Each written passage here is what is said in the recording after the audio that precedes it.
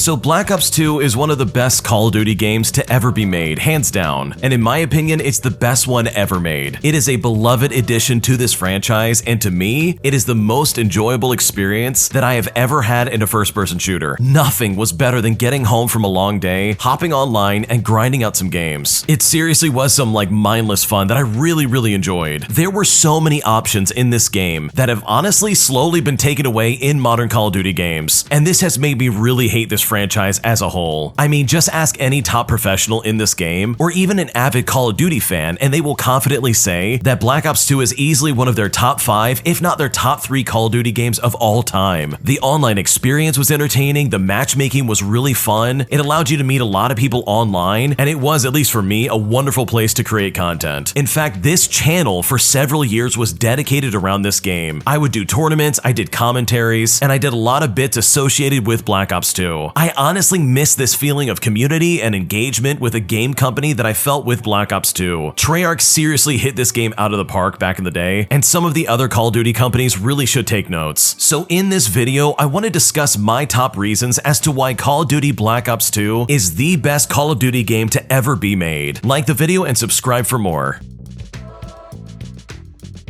So Black Ops 2 did a wonderful job of actually incentivizing players to actually play their game. When you first start out in multiplayer, you had a base set of guns and equipment that you could use. It wasn't all unlocked right away, and it certainly wasn't behind a paywall. Instead, the more you played, the more you unlocked. And it wasn't an impossible task. Even if you lost some games, you still got to unlock something, even if it was small. The same went for weapon skins. If you met certain accomplishments in-game, you unlocked certain skins. It was your way of showing to the world that you are skilled at the game and that you've actually been playing the game. Now, this is something that's been lost in current FPS games, because literally in any modern first-person shooter, especially in some of these free-to-play games, the only way you're gonna get skins for your guns is by stealing your mom's credit card. And sure, there are systems where you can earn some skins of some kind, but the payoff is so not worth it. You have to spend hours upon hours just to unlock one skin. How is that fair in the slightest? So if you're really cheap and on a budget like me, you just can't afford to spend hundreds of dollars on skins just to have something interesting to look at in that game. Because nothing spells fun like running around in Valorant with the same gunmetal gray Vandal while your teammate has a gun that is literally a dragon. But you didn't have to deal with that in Black Ops 2 because there was a wide variety of skins that you could actually get. And in my opinion, this made the game fun. It made it engaging and it felt like you were working towards something fun. Unlocking those skins was a badge of honor. And I feel like a lot of online games, not just first-person shooters, really forgot that while yes, I could pay money for the super cool skin and just get it instantly, or I could be incentivized to unlock it myself in a reasonable way and enjoy it in a timely manner. I don't know, call me crazy, right?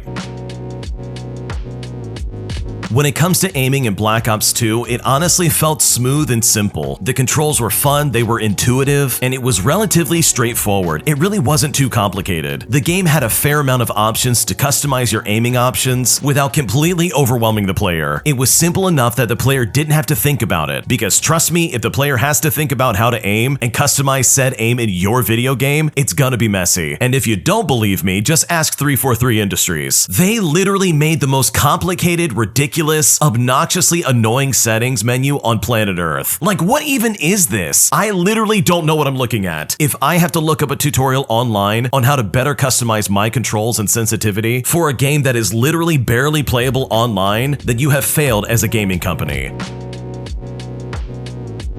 Now, remember how I mentioned that the guns are fun to use because you get rewarded for actually using them and receiving skins as a prize? Well, at a base level, the guns by themselves are a lot of fun to use. Out of the box, you had options right away for how you wanted to play this game. If you wanted to quickscope kids all day across the map on Nuketown, there was literally a gun just for that. If you wanted to be an MLG bad kid and melt people's faces, there was a gun for that too. Do you enjoy hearing the wailing cries of your enemies as you camp across the map, picking them off one by one? There's a gun and there's a build for that too. There were a lot of options to express yourself in whatever way you saw fit. From toxic to competitive, there was no limit to what you could do. It was literally the ultimate run and gun game. And hey, maybe I'm wrong on this one, so please let me know down in the comment section. But I really feel like the maps in Black Ops 2 were very balanced. They had several lanes to pick from, it was hard to get bottlenecked in certain maps, and there were a lot of options to try and approach your enemy. And yeah, there are are exceptions to every rule, and you would run into those stacked teams of players that wanted to make you feel the wrath of ever thinking of picking up this game, but for the most part, it was balanced. Anytime I saw Raid pop up as the next map in queue, I knew I was in for a good time.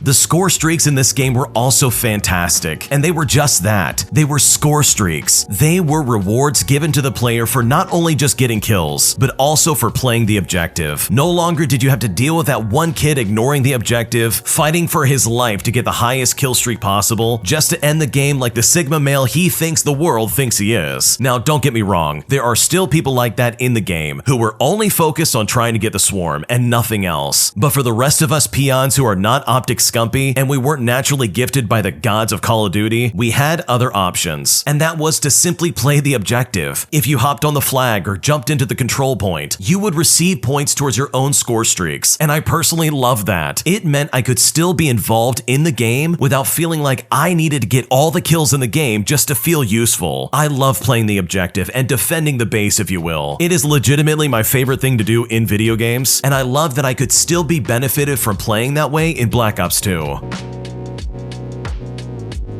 Black Ops 2 felt like jazz in many ways. It could be whatever you wanted it to be. There was a vast variety of game modes that you could choose from online, meaning that there was almost an infinite number of ways that you could play this game. From pub stomping to league play, there was a place for everybody, both online and in private lobbies. In fact, from the genesis of Black Ops 2, I created my own tournament series called the Tournament of Champions, where competitors would battle in an FFA free-for-all 1v1 type of tournament, and we would try to determine who was the best amongst us, and it was so much fun. I would spend so much time getting these tournaments together, organizing the players, getting the maps and the rules and all these different aspects of it ready so that players could come in and prove their worth. We didn't do it for money or a trophy or any kind of recognition. We just did this because it was fun, and maybe just a little bit of bragging rights in the process. I have seen many Black Ops 2 clans rise and fall from power in my tournaments, from the AWT clan who reigned supreme for such a long time and for so many years, to the Pain clan who took over what AWT had started, all the way to the Cryptic clan who finally took a spot at the top at the last second. There was always a new group of players who would show up and see if they had what it took. And while those clan names probably mean nothing to you unless you were part of those clans back in the day, to me they mean a lot. There was something pure about this game that I have yet to find in any other game since. It wasn't made specifically for players to go pro in just yet. It had competitive aspects of it that David Vonderhaar made sure was there for the pro players, but they still catered to an audience that was very broad and very wide. I really believe that this game's scope was just to be fun, engaging, and exciting. Treyarch is seriously to thank for this one. They listened to the players, they adjusted the game according to player feedback, they cared about the competitive scene, and created one of the best competitive experiences a person could possibly find online.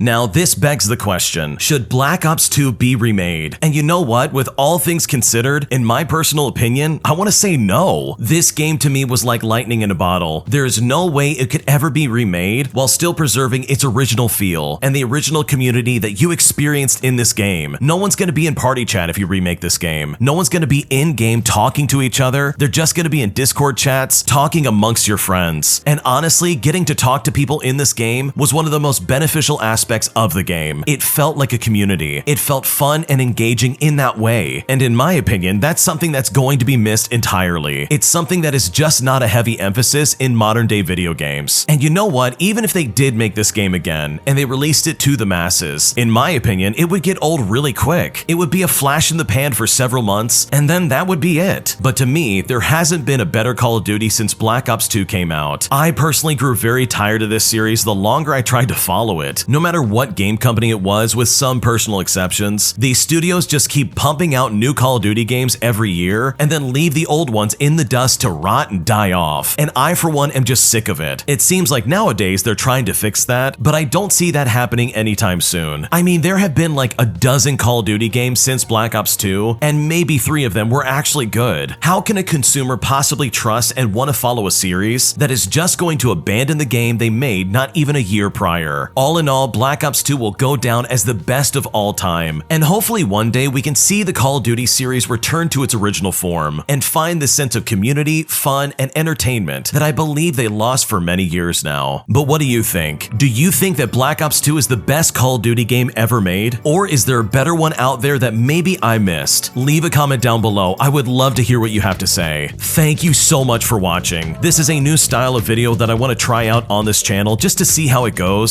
So if you like this video, please subscribe down below and really turn on notifications. If this video does well, I do plan on doing videos like this in the future. I've got a lot of ideas in the wheelhouse, but I wanted to try and use this as a pilot. Thank you so much for watching, and I will see you in the next video.